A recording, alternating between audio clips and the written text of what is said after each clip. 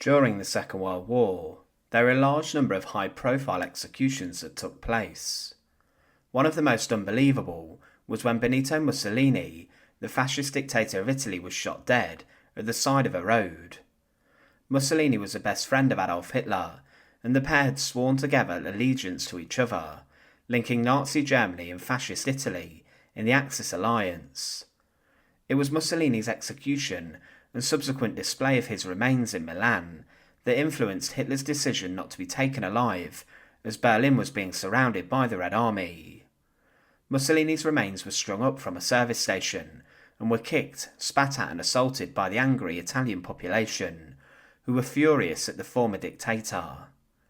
But before Mussolini had fallen into the hands of Italian partisans, he had initially been ousted from power, and he was even freed from captivity by the Nazis in the Gran Sasso raid. Mussolini ultimately, when he was restored to slight power as the head of a Nazi puppet state, would go after those who kicked him from power.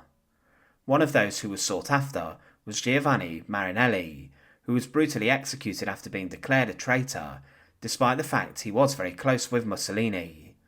But what is the story of Marinelli's execution? Join us today as we find out, and as always, to support our channel, please make sure to subscribe. Giovanni Marinelli was born on the 18th of October 1879 in Adria in Veneto. His family were very middle class, and they were involved in agriculture. However, when financial instability hit the family, Giovanni was forced to abandon his studies. Following this, he then became involved in politics, and he adopted a socialist opinion. He began to delve into trade union activity, and he wrote in left-wing socialist newspapers. In 1911 he moved to Milan, and he then became part of the Humanitarian Society, and he worked as an administrator in the area. However, he would then come into contact with Benito Mussolini in 1912, and their friendship marked the beginning of a political partnership which would last decades. Marinelli continued to delve into trade union activity, and was a member of the Chamber of Labour in Milan. He would volunteer inside of revolutionary action groups during the First World War, but he suffered with problems with his eyes and diabetes, but despite this he became very wealthy and rich. Marinelli was part of the early fascist rallies and marches, as his political ideas changed slightly, and he would become part of the Fascist Party. He was always in close companionship with Mussolini, and Giovanni was important in the early movement in Italy. In the Milan group, he was linked to other local fascists, and he would side with Mussolini in his republican ideas, and during the Congress that sanctioned the birth of the National Fascist Party, between the 7th to the 11th of November 1921, he was made administrative secretary. But through his actions he would be part of financing the March on Rome, in which Mussolini and his black shirts would storm through the Italian capital and demand power.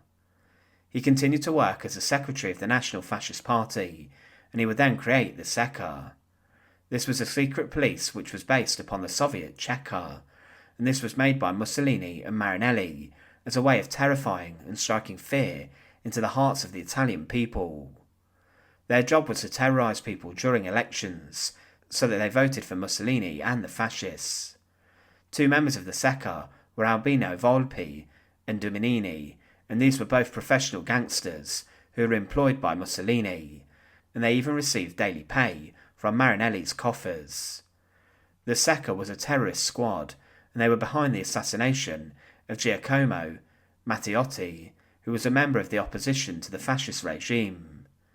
Matteotti had been kidnapped and bundled into a car, and he was stabbed several times with a carpenter's file. His body was then dumped, and when it was found, Marinelli was then brought to trial as an accomplice to the murder, and he was even accused of being involved in the killing directly.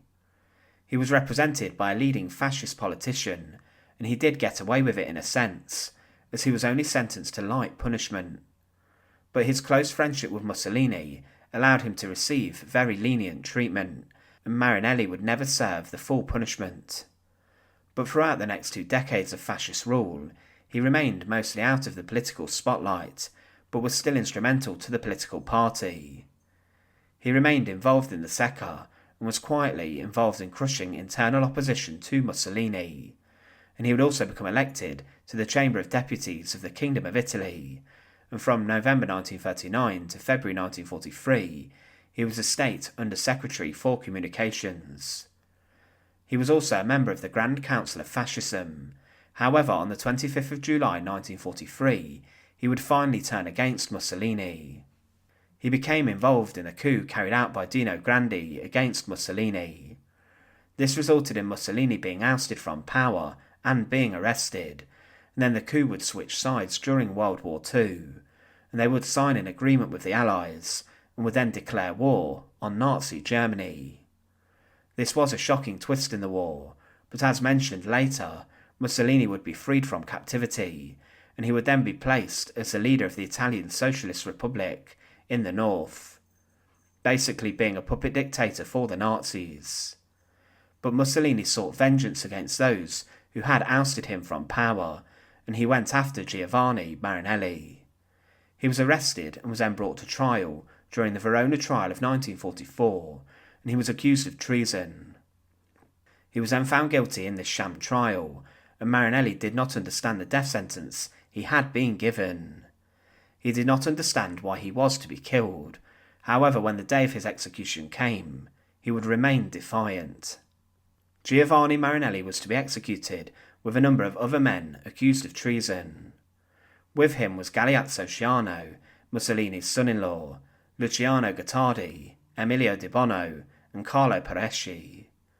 Ciano was the Italian Minister of Foreign Affairs, Gottardi the former president of the Fascist Confederation of Industrial Workers, Di Bono was a very significant former military general, and Peresci was a former agriculture minister. Marinelli and the others were taken out of Verona, and just outside of the town, he was led into a clearing, and was led out accompanied by 2 guards, just outside an embankment. It was a freezing cold January morning, and a firing squad had been summoned. Opposite the executioners were a number of wooden chairs and stools for the condemned to be sat on.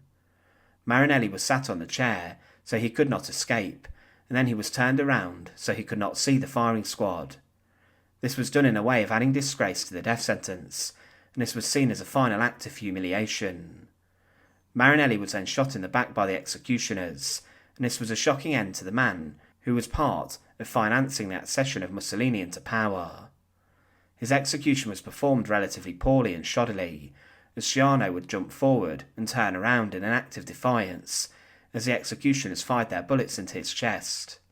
He was the only one shot in the front, and the rest were shot in the back. Some of the condemned were not killed instantly, and some were left to bleed out from their wounds or suffer a coup de grace gunshot to the head. Giovanni Marinelli was a man who was involved in the creation of the Ceka, the fascist secret police, which became a terrorist squad that killed political opponents and also threatened many people if they would not back Mussolini and his politics. This was a fearsome group comparable with the SS or the brown shirts in Nazi Germany or the Soviet Ceka. Marinelli's wealth and money, along with the resources he brought to the Fascist Party, provided Mussolini with a power base, and also with the money he needed to launch his march on Rome.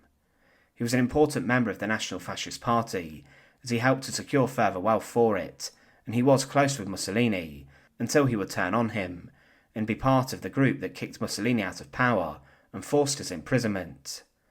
But ultimately Mussolini would have the last laugh, and he would execute his former friend and ally, and his execution was performed in a humiliating manner. Thanks for watching. To support our channel, please make sure to subscribe, and once again, thank you so much for watching.